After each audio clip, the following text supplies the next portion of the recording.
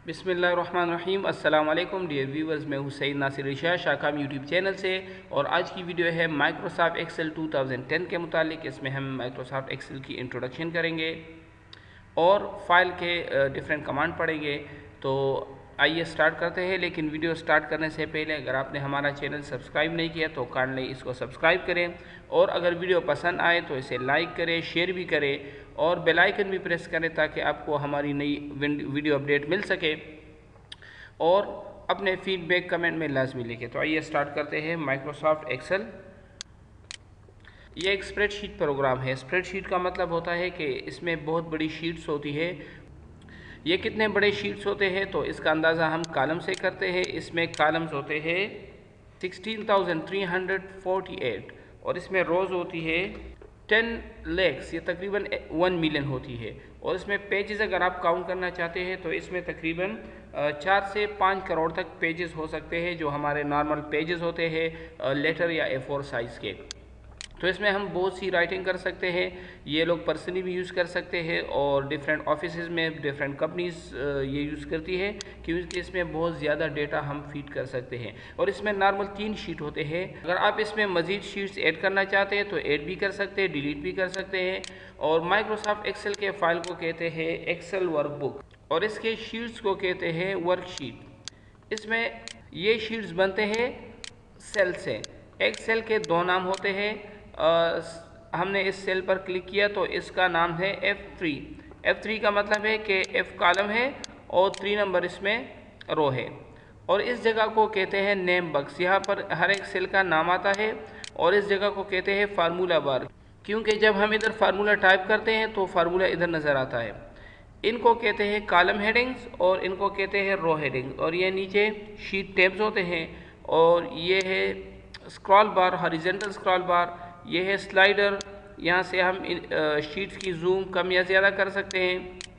ये vertical scroll बार है। Normal tool bars है, इसमें फाइल मेन्यू है और बाकी टूल बार्स हैं।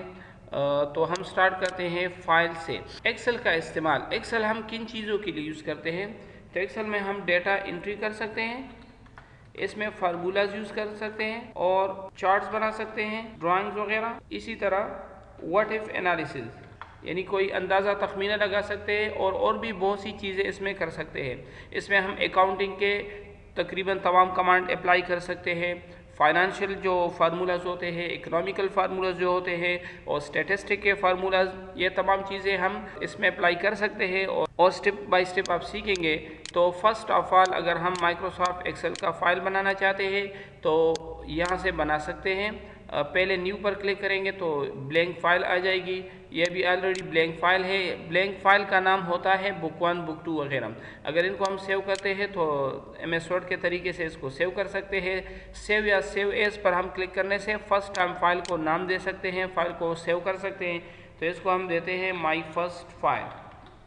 स्पेस भी दे सकते हैं, विदाउट स्पेस भी नाम लिख सकते हैं। इसके नीचे लिखा होता है एक्सेल वर्कबुक। तो इससे हम और किस्म के डॉक्यूमेंट्स भी बना सकते हैं। तो बाय डिफ़ॉल्ट ये डॉक्यूमेंट में सेव होता है। हम यहाँ पर सेव करेंगे तो जब फाइल सेव हो जाए तो इसका ऊपर नाम आता है। और फाइल को क्लोज़ करने के लिए क्लोज़ पर क्लिक करेंगे, या इसकी शॉर्टकट की है Ctrl+W। और ओपन हम 2 तरीक़ों से करते हैं। एक यहाँ से भी कर सकते हैं, रीसेंट से। रीसेंट से जो फाइल होते हैं और स्टेप बाय स्टेप जो हम ओपन करते हैं तो वो इस लिस्ट में आपको नज़र आते हैं। ये तकरीबन 25 फाइल्स होते हैं। तो हमने पहले लास्ट फाइल ये क्लोज़ किया है तो इसको यहाँ से ओपन कर सकते हैं। इसी तरह हम ओपन से भी फाइल को ओपन कर सकते हैं। यहाँ पर अगर हमारे पास जो एक्सेल फाइल हो तो यहाँ से हम उनको ओपन कर सकते हैं। तो फाइल ओपनिंग के बाद हम इसमें कोई डेटा लिखते हैं। शीट 2 इस्तेमाल करते हैं। कोई भी शीट इस्तेमाल करने के लिए डायरेक्टली शीट पर क्लिक करें और यहाँ से जूमिंग करते हैं, इसमें कोई डेटा लिखते हैं। ये हम एक मार्कशीट सा बनाते हैं।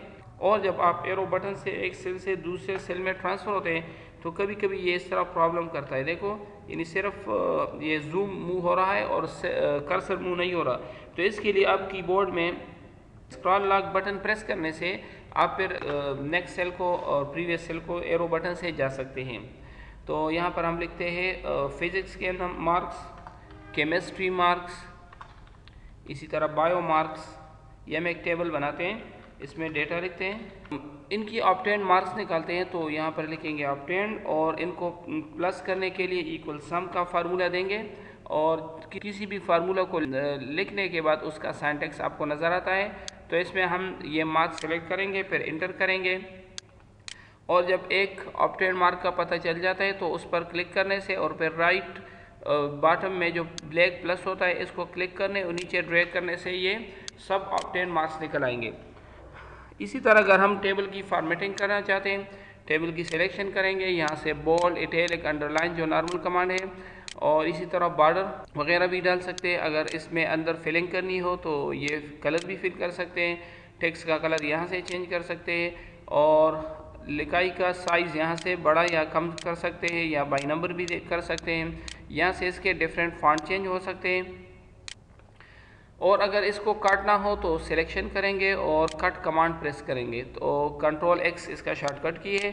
जब हम कट प्रेस करते हैं तो इससे एक इर्द गिर्द मार्क की सिलेक्शन आता है। मार्क की सिलेक्शन का मतलब है कि हमने इसको सिलेक्ट किया है और अभी कट भी किया, लेकिन अभी और पेस्ट करने के बाद ये टेक्स्ट मूव हो जाएगा। या टेक्स्ट को मूव करने के लिए हम टेक्स्ट की सिलेक्शन करेंगे और फिर इस लाइन को क्लिक करके ऊपर ड्रैग करने से और फिर इस लाइन पर क्लिक करके ड्रैग करने से हम टेक्स्ट को मूव कर सकते हैं।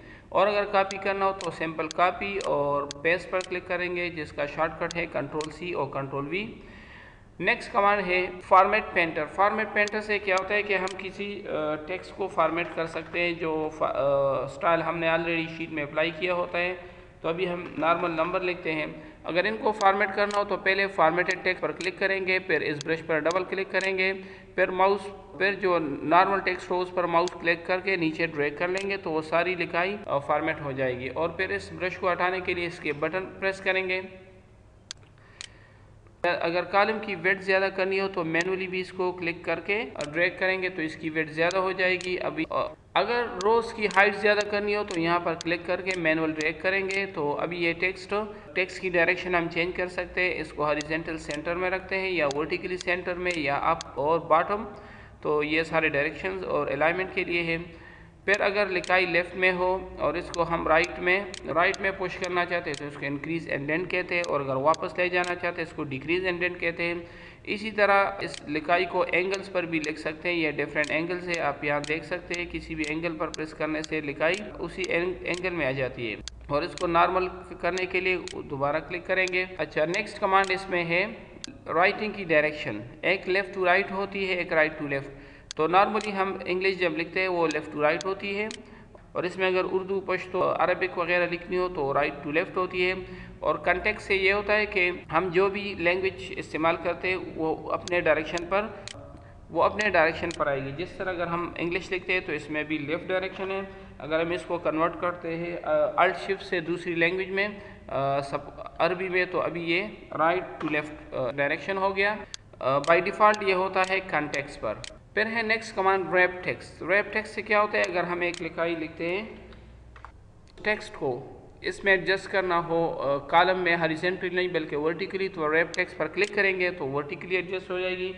और अगर कॉलम के साइज़ को, कॉलम की विड्थ को लिखाई के मुताबिक सेट करना है तो फिर इस लाइन पर डबल क्लिक कर लेंगे तो कॉलम की विड्थ खुद ही लिखाई के मुताबिक सेट हो जाएगी। न्यू फाइल बनाने के लिए हम फाइल पर क्लिक करते हैं, फिर न्यू पर, और फिर यहाँ ब्लैंक वर्कबुक और फिर क्रिएट पर क्लिक करते हैं। और ये नीचे है टेम्पलेट्स, या यहाँ भी टेम्पलेट्स है, टेम्पलेट्स या सैम्पल। इसमें डिफरेंट नमूने होते हैं, यानी इसमें पहले से बने फाइल होते हैं, हम उनको यूज़ कर सकते हैं।